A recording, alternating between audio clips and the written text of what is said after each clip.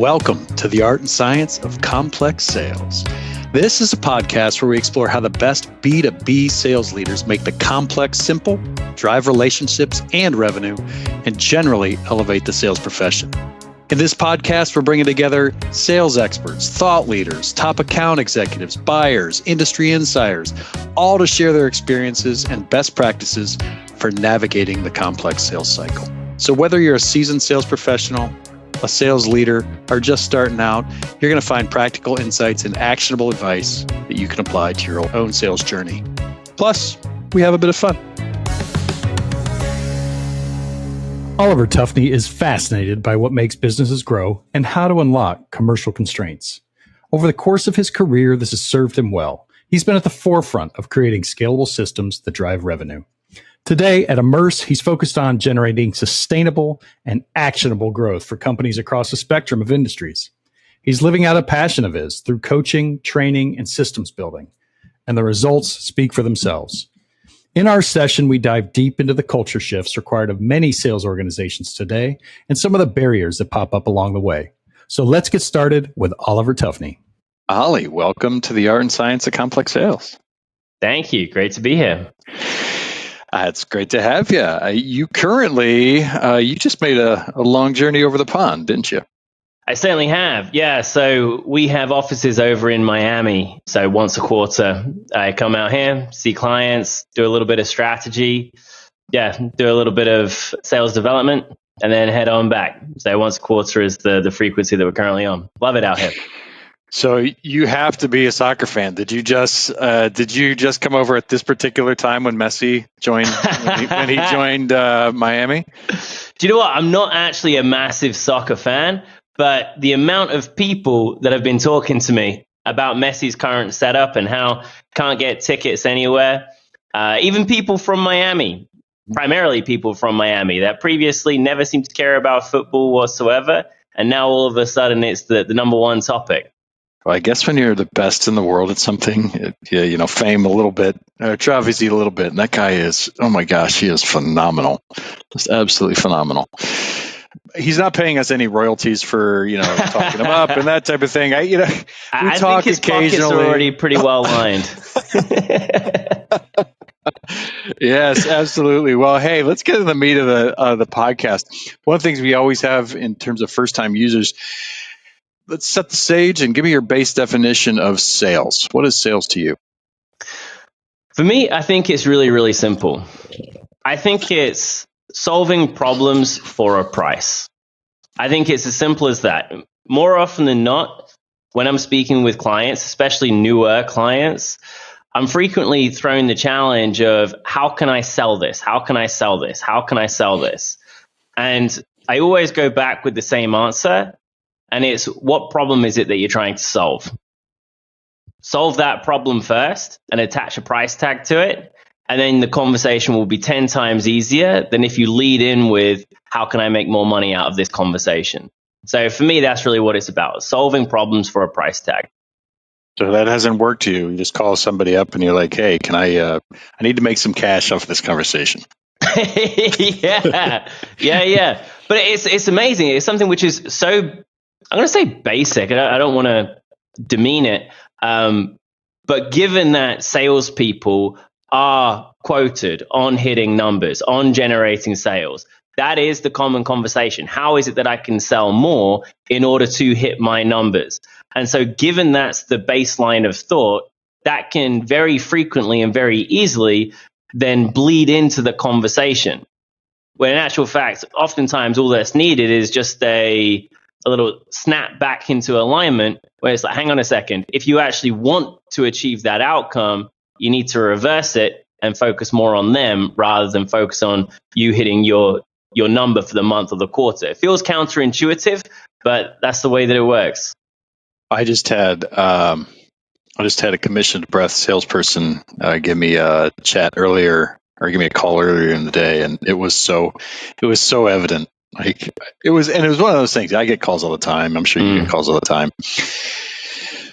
But man, it was evident that it was all about how much he was going to help me. Mm. And like in the first 2 minutes before understanding, he didn't even know who I was, and he could understand exactly how he was going to help me. And that I had to spend 20 to 30 minutes with his sales engineer that would set me up with a free trial that would absolutely change my life. Give me his number. Yeah, exactly. I mean, that was it. It was like, it was going to change my life. He was going to help me, but he didn't know like the first thing about me or the problems that I was facing. So he's like, "As CRO, I'm sure you are going to love this tool. I just got to get it in front of you." And I was like, I so appreciate the persistence, and you're hanging in there with me, but the fact is, you don't know a single thing about me. You haven't done anything to indicate that you know a single thing about me. So I'm not interested. So how are you coaching reps to get to that problem state? One of the key things that we're doing is when facilitating role practice, which for us is always the bedrock of coaching and development. Playbook first, so we know what it is that we're coaching from. And then after that, role practice, role practice, role practice. And one of the things that we're consistently doing is do not propose until you found a problem.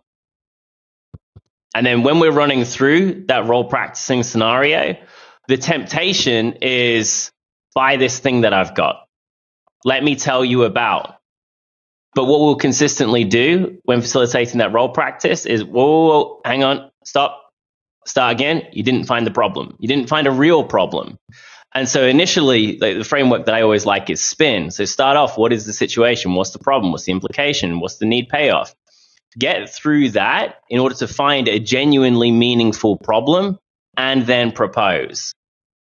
But the temptation is always, but I got to tell them what I got. But if it's the case that you could have the best possible solution, but for a problem that they don't have, that's not a solution at all. And so just really ingraining that mentality, but through excellent questions, through playbooks, and then role practice. I'd be interested in your thoughts on it. I'm going to go back in history, but I used to have a company that I would, we'd train, we'd sales as service. So we would train reps continually. But that was absolutely, like, that was critical in the development, which was you just be on, you do it in role play, and then you'd be next to them. Some people loved it, some people hated it, but you'd be next to them with a mute button, right? When they're on a call, right? And you're saying, hold off. Like, I know you think that you have found the issue, but they've just told you, they haven't told you anything.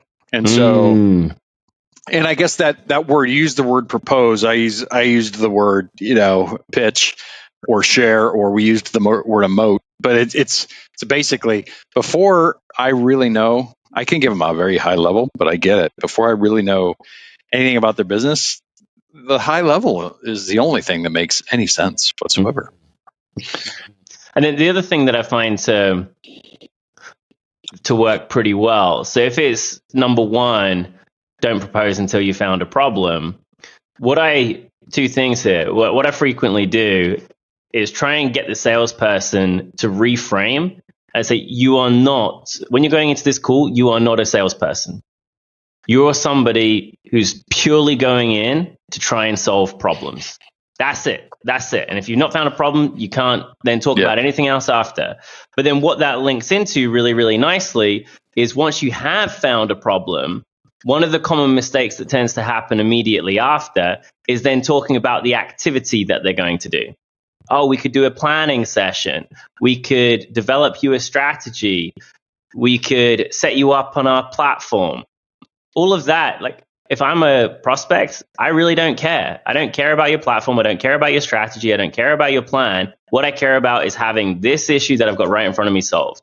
So what we then often do to jump into the next piece is we've got a really nice little framework that we tend to use when we have an elevator pitch of introducing a product. And the framework that we always use is starting off with the outcome. We have a tool, we have a product that will enable you to fill in the blank. That is the solution to their problem.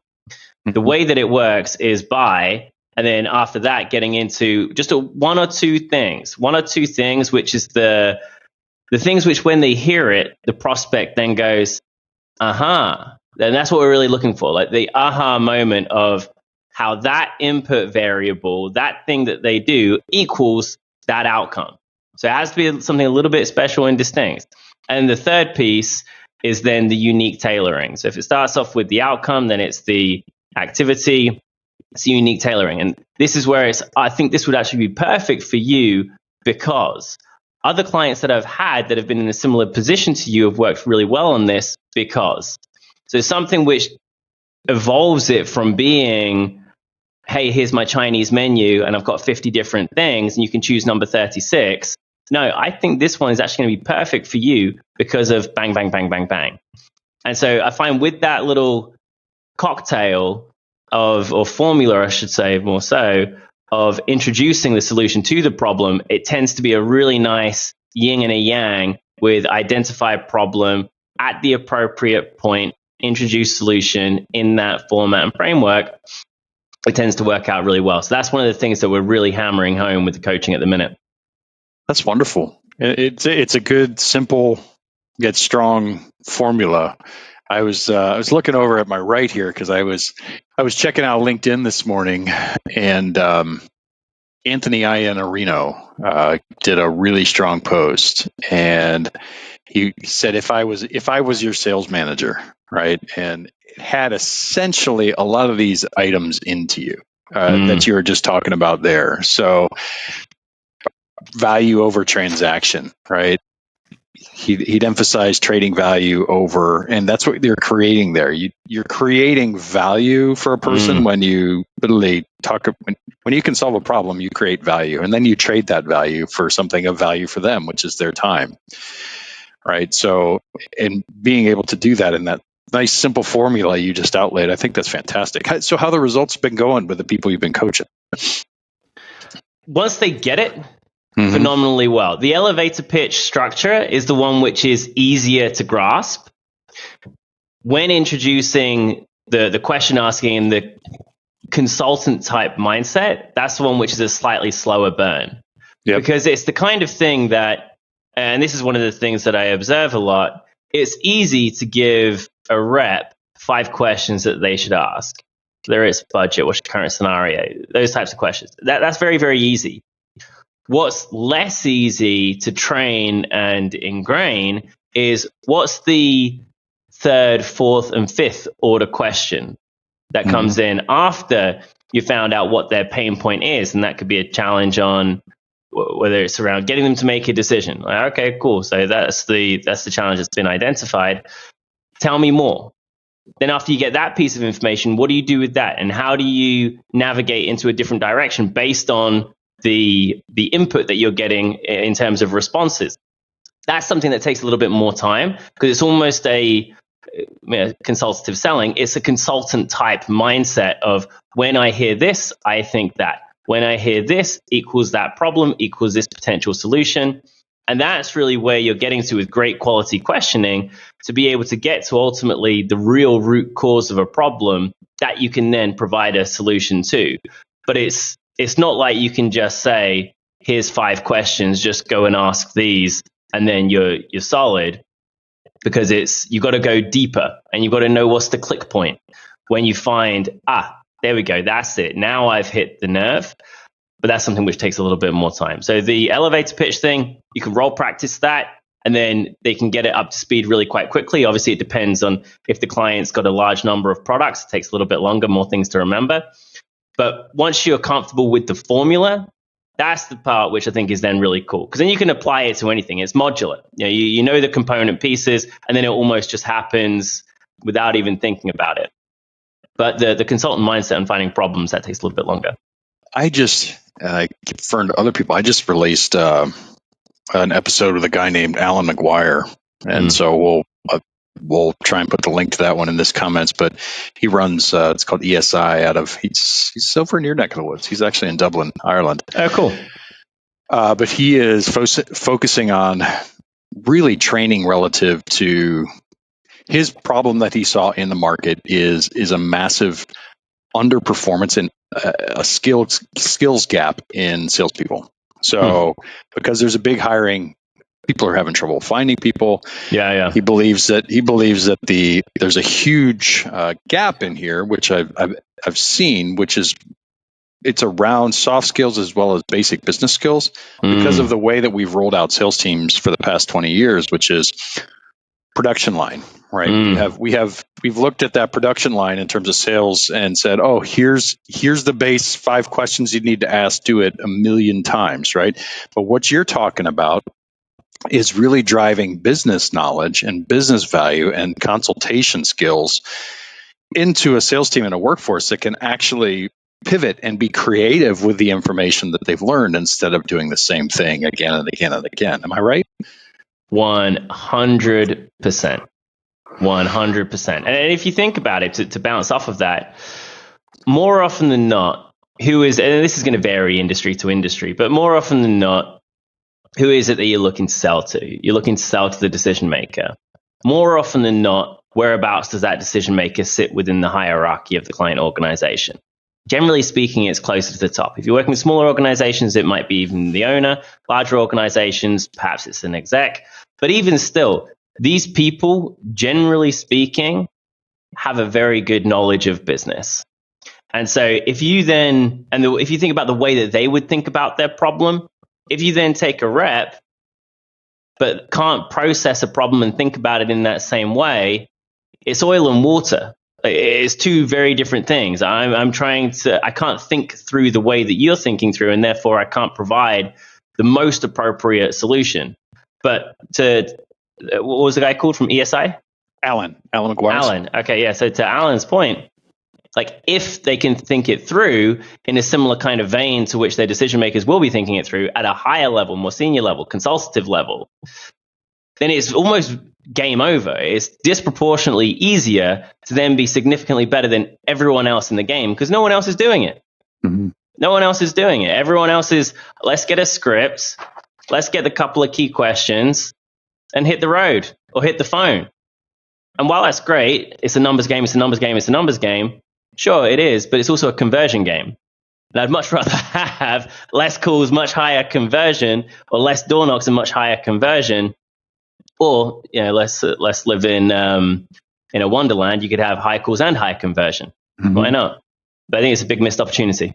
Yeah, no, I agree. I mean, it's one of those things that I'm becoming I built a business off the SDR model, and then we would continually take it further and further. We would see our reps. Now, this is my previous company. We'd see our reps continually take it further and further and further, and be able to sell. Particularly because we created an engine. It was just a training university essentially that was focused on driving leadership and excellence into the reps. And one of the things that I'm finding, I'm interested in your take on this, is that because of that mentality, that here's the 5 questions and be a part of the assembly line.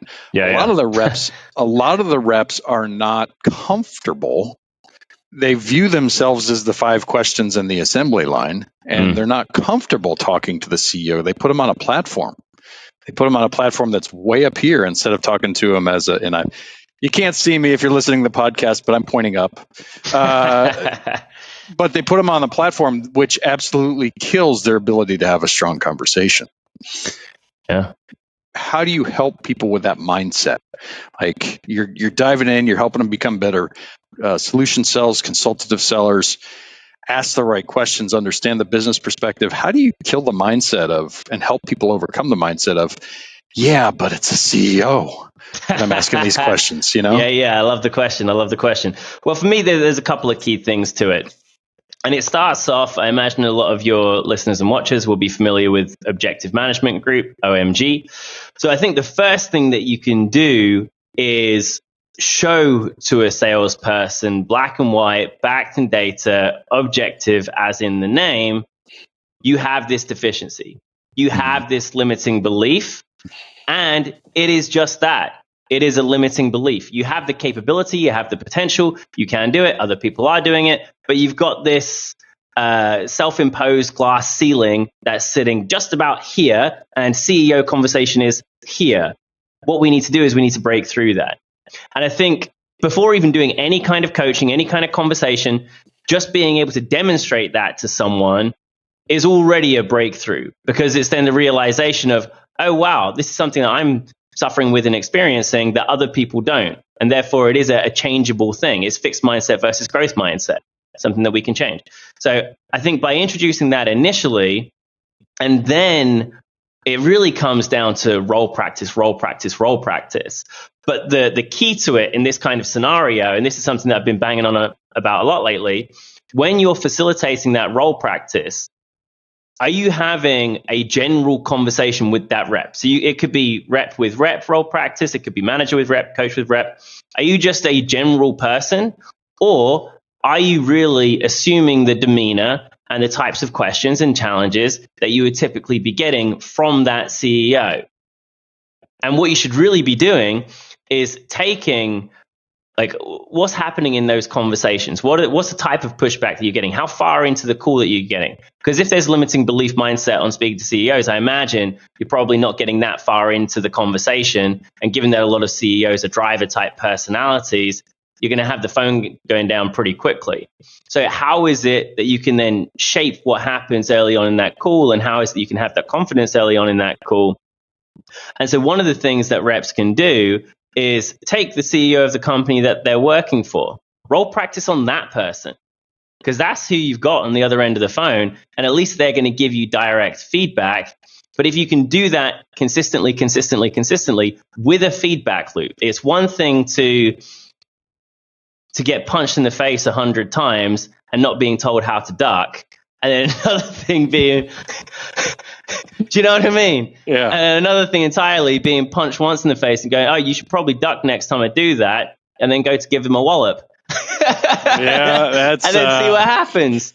You just described the punch in the face 100 times before you described my rugby career. I got knocked out. I got knocked out before I had a chance to actually get in the game and learn anything. But so let's transition a bit, because that is fantastic advice. And anybody that is listening to this, if you're a sales manager or a sales leader and you're not having one-on-ones, and myself included, I've learned so much through these conversations, but get to that one-on-one. That is brilliant to actually practice on the person that you're selling to, right? 100%. So dive into that person, dive into who they are, what they do, how they do it, where they live. What are the questions that you're going to ask? Not so it's not creepy. You're practicing, right?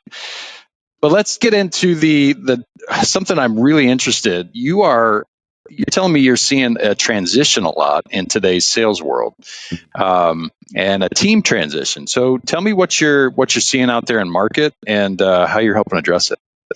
Yeah. So one of the things, big thing is probably consuming 70 or so percent of our clients, or say consuming. There's conversations about 70 or so percent of our clients where this is becoming real.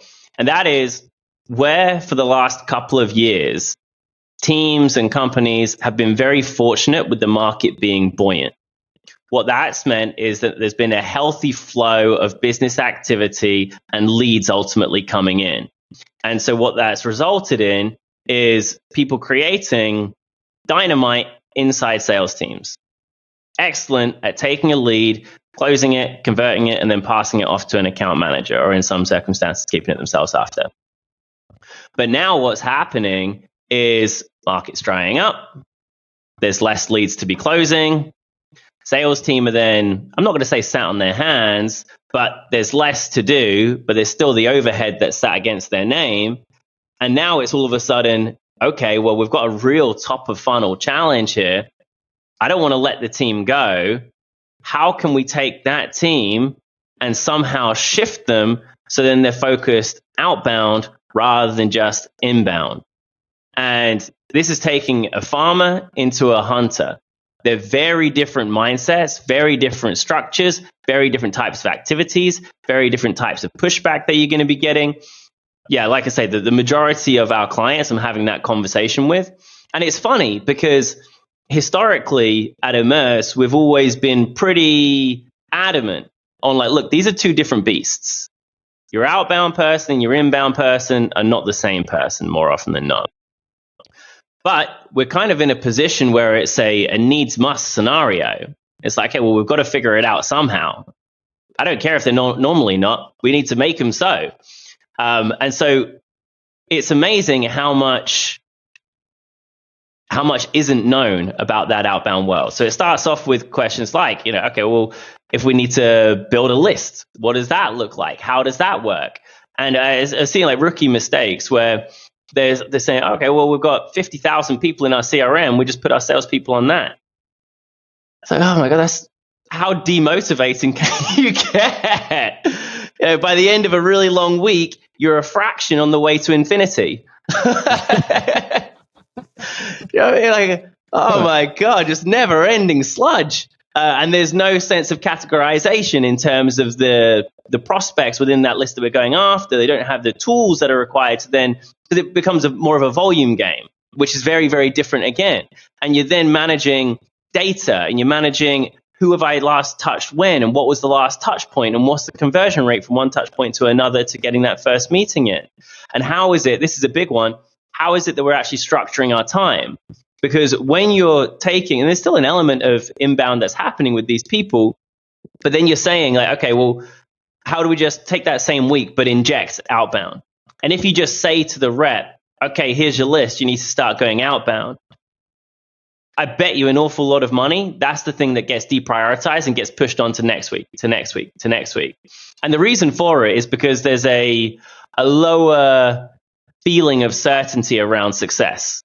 In as much as there's this person that's already in my pipeline, I'm speaking to them and I can do a follow-up call. I feel more confident in that than spending an hour just making random phone calls and hoping that one of them converts to something.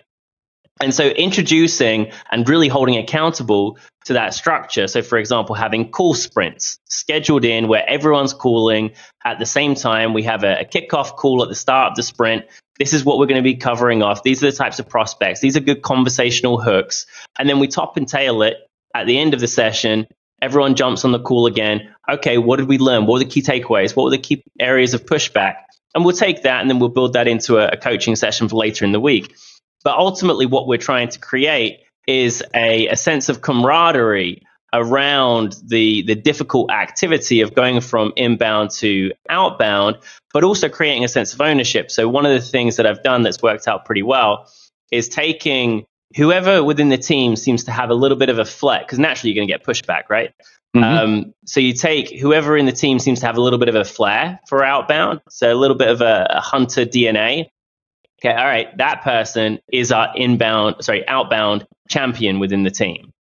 And so what does that mean? It means it's up to you to then bandy everyone together. It's up to you to get the feedback from the team. It's up to you to help feedback to us in terms of where we might want to be refining the lists and so forth. So you've almost got a grassroots movement, because if it's the case that you're just giving instructions on activity, then you're speaking to the head but not the heart. And so you'll have activity done, but it's checking boxes. I was told to do 50 calls, so yeah, I might do 40. Tick box, tick box, tick box.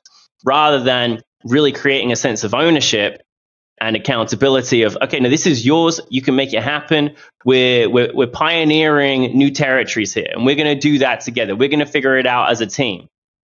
When it's that kind of approach, I find it gets a lot greater buy-in. And I know it's a little bit of a softer piece, but with that kind of approach, it gets much more buy-in, and it helps you get that jump off momentum. And then, of course, as soon as you get an opportunity come through the door, which is generated through outbound, you got to sing from the rooftops about that thing. As soon as the next sales meeting happens, boom, Jim, Jeff, whoever it might be, tell everyone about what you did. All right. And then how you took it from there to there. And obviously you want to have a little bit of extra commission in that to make it really juicy for them as well.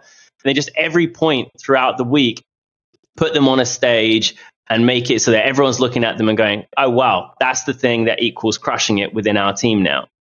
And so it's a number of things like that I've been doing and working with the teams. And of course, then the number, I mean, I could give this list as long as you're on. And also introducing the numbers around the activities. That's a big, big, big thing. Like previously, it was very much focused more so on, what's the outcome that you're generating, i.e. revenue, conversion rate, deal cycle lag, so on and so forth. What's happening within the pipeline, what's sitting where. but a little bit less of a focus with the likes of AEs and inbounds in terms of activity. But of course, when you're then going outbound, that's really where a big part of the focus is, because it's that what converts into the top of the funnel opportunities. So a lot of work around CRMs, being able to track the activity of email sent, call made, and then of course being able to listen into those calls to be able to give that quick feedback loop of what's working, what's not working. Same thing again, you get punched in the face 100 times. You want someone to tell you to duck. Yeah. So that was a lot there. So let me break some of that. No, because it's great work. It is absolutely great work, and I think you're transitioning cultures. That's a sales transformation right there. That's a full. What you're talking about is full cultural transformation, not 100%. Yeah. not necessarily. Hey, I need sales to do something a little different. Yeah.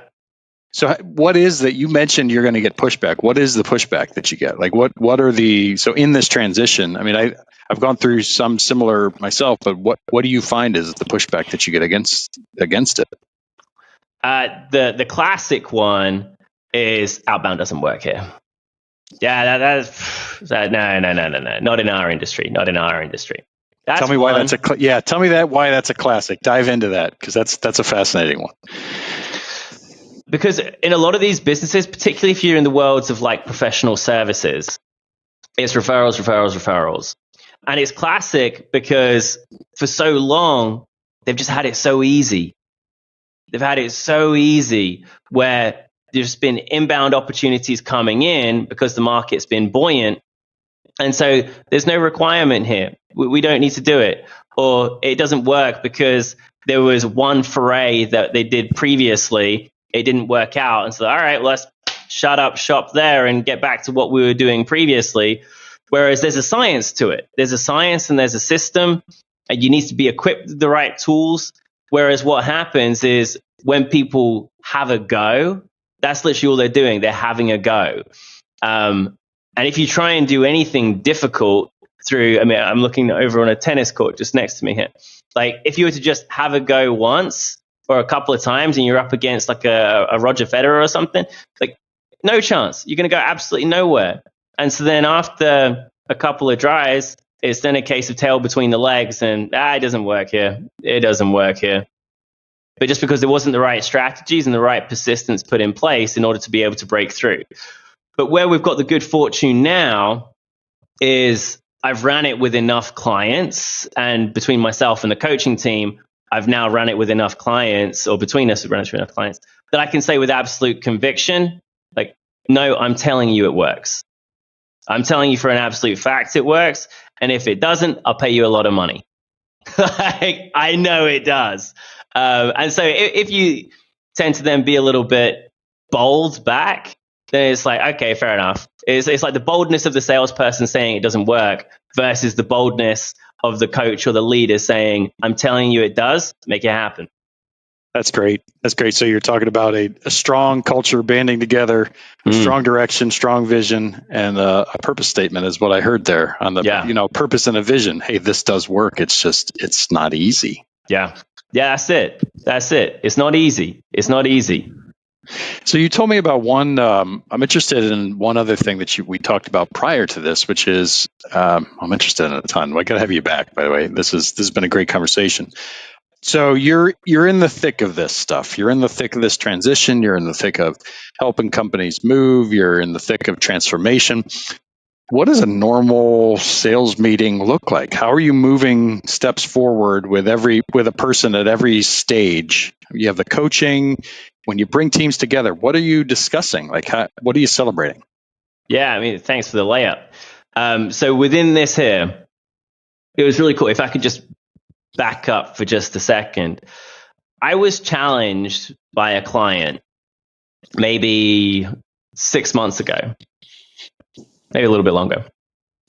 Super growth minded, like most growth minded client I've got. As much as they've got a very successful business, the CEO said to me, like, look, Olly, we don't know what we don't know. And we're not attached to anything that we're currently doing. All we want is to grow.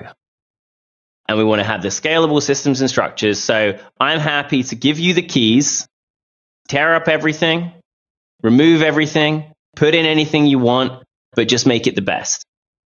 So with regard to the meeting rhythms that we have, the check-ins that we have, the coaching that we have, the accountability that we have, motivation that we have, just create great for us. I was like, wow. Yeah, man. It's like you got the keys to a Ferrari. Yeah. And to someone like me, that's like, oh, all right. That's the Willy Wonka factory that you better know what you've just let yourself in for. All right. Challenge accepted. And the cool thing about that, so we run on EOS, Entrepreneur's Operating System, for anyone that doesn't know it. And I've previously had a pretty good knowledge of the likes of scaling up, and I'm really intrigued by the different systems and processes that businesses use to operate on. So within Emerse, we run within the world of EOS L10s once a week, a very rigorous meeting structure that's often considered as the backbone of that business operating system. And so then I was thinking, okay, well, when I think about sales meetings, everyone has their own flavor of a sales meeting. You'll often see the same kind of ingredients. You'll see there's a little bit of pipeline, there's a little bit of accountability, you might have some team updates, you might be turning up the heat a little bit if the guys are behind, give them a little bit of a kick. But there's nothing which is like best practice. And I've sat in across hundreds of different client sales meetings, and I've never seen one where it's like, okay, they've got that as a system. So where we ended up going to was after I went in the garage and put on my mad scientist hat. I was like, okay, do you know what? If I was to create this from scratch, I would create for every client 2 meetings a week. There'd be one meeting which is focused on accountability, and there'd be another meeting which is focused on coaching. Accountability at the start of the week, coaching a little bit later on. And within that accountability meeting, after lots of different iterations, came up with a framework which is called Unpack. And I'll walk you through the acronym, but literally since developing this, we've rolled it out across a number of clients, and in every single one of them, it's been transformational in terms of accountability, transparency, and the way that the salespeople use their time and the level of involvement that's then from the sales manager. So it starts off with you, which is updates. And the way that this is structured, by the way, is each person has 8 minutes for them to present on their little kingdom within the sales function. And whilst they're presenting, the sales manager is then listening and auditing, and will then be following up with questions after. But it's really important that it's the sales manager, the salesperson that's presenting, not the sales manager, okay? Because it creates that greater sense of ownership. So number 1 is updates, and that's updates in terms of whatever was committed the previous week as to what was going to get done. And that's updates on pipeline. I said that I was going to commit to these things last week, and actions. So these could be top of funnel activities. These could be sales rocks. These could be partnerships that are being developed. This could be scripts that are going to be worked on. Actions. So it starts off updates. The next is numbers. And that is where the salesperson then takes 3 minutes to present their numbers. And that typically falls into the structure of what's the outcome? How am I doing relative to the week gone, the month gone, versus my target and where I am, where I'm sat within my pipeline, and equally the activities. And really what you're looking for here is, I want to know that if your target is X and we're Y far through the month, if you're behind where you should be, everything else that then comes after, so the pack part of Unpack, I want to know what it is that you're then doing in order to close that gap. Yeah. And again, it's about creating ownership. So the N is numbers. P is then pipeline. And I don't want to know everything that's in your pipeline. I just want to know what are the most critical deals. What are the most critical deals, and what are your 7-day actions or 7-day commitments for those deals? So I don't want to know that what you're generally working on. I want something that can specifically hold you accountable. And that's really the key to it, the specificity. Something that I can specifically hold you accountable to when I come back and we have this meeting again next week and you're giving your update. So that's pipeline. And then you've got actions. which is, again, the things that are above and beyond just working on deals. So that could be, again, working on scripts, that could be top of funnel activity, calls made, so on and so forth. And then where it gets really cool, and this is where it starts to really shake it up and create a lot of transparency, is C is calendar. And at that point, what we get the sales rep to do is then share screen on their calendar. And I want to see exactly how it is they're spending their time for that week. So where they've said that they're going to work on these deals and they have these actions, show me that in your calendar. Be intentional about it. When is that happening? How much time is it you're allocating for those things? If you said that you were going to have sales meetings this week, where are those meetings? How many do you actually have?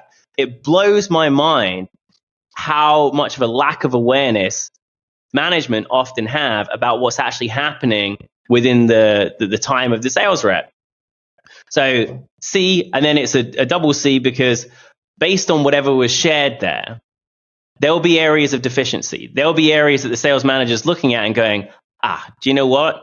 It looks like this person, or as a theme, there's a lot of deals that are lagging here. So the second meeting that happens later on in the week, the coaching session, that should be a reactive coaching session. That is a coaching session based on the common themes and observations that happen in the accountability meeting at the start of the week.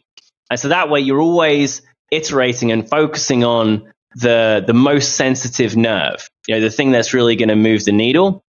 And so, like I say, we've rolled this out now across a number of different clients, and it's been transformational when we've been doing it.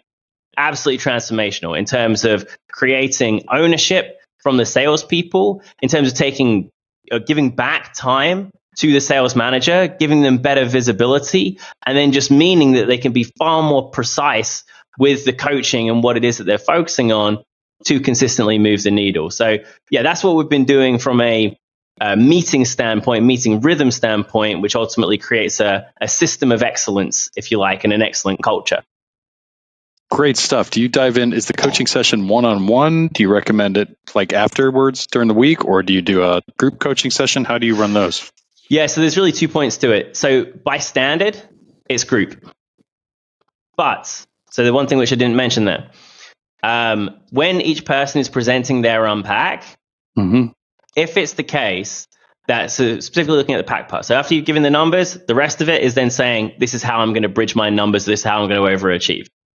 If the sales manager doesn't feel at least an 8 out of 10 in terms of confidence rating that their plan is going to get them back ahead of target, then they need to put in a one-to-one with that person. Great. So that they do that based on just scoring the unpack part, right? Exactly. So it should always be the case that no one is being allowed to dip without intervention. And then the group coaching is for everyone. That's where you got the role practice and so forth. But if it looks like one person is particularly dipping, anything below an 8, then yeah, that's requirement for intervention. That's brilliant. So it's what I'm hearing is you're essentially modifying the EOS principles, but you're doing it for sales, and you're really diving into that L10 type meeting where we're making it known, we're making it efficient, and we're making the people whose job it is responsible for the job they're doing. 100%. Absolute ownership. Like, this is your business within a business, and these are the different tools and ways in which to make that true. Well, I can tell you our listeners are going to love this, and thank you so much for sharing it, Olly. Thanks for having me. Yeah, it's been a pleasure to have you on the show. Any final thoughts that you have? And actually, let's change this up a little bit. I always ask any thoughts that you have. I learned something from a guy yesterday that I'm going to try. All right, we're going to try a lightning round.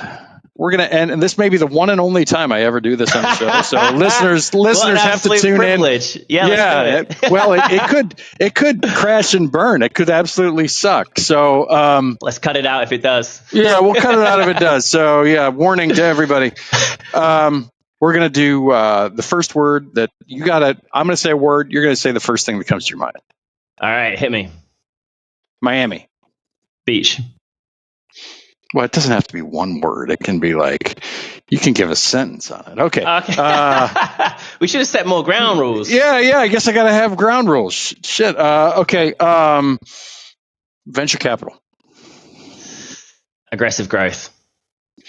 Aggressive growth. Okay, so to aggressive growth? Yeah, so that's the word. Clear plan and structure. Awesome. Clear plan and structure. So sales leadership. Multiplying output of sales management. Sales management. Multiplying output of salespeople. Best profession in the world. Hunting.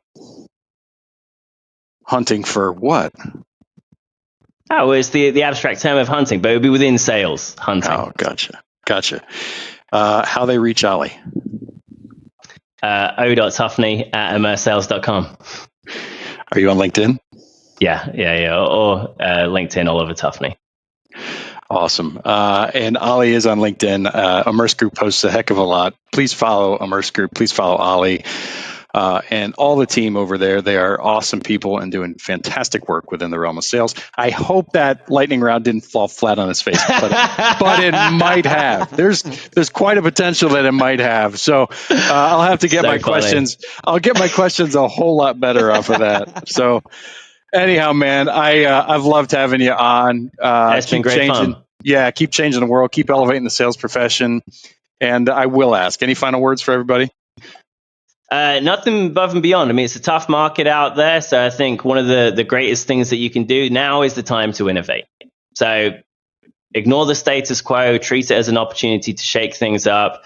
Just like we've been doing, we've been forced to go inbound to outbound. We've been forced to shake up sales meetings and so forth. That's not because it's just been something that we like to do. It's been something because, do you know what? We're under a bit of pressure here. We've got to do something different.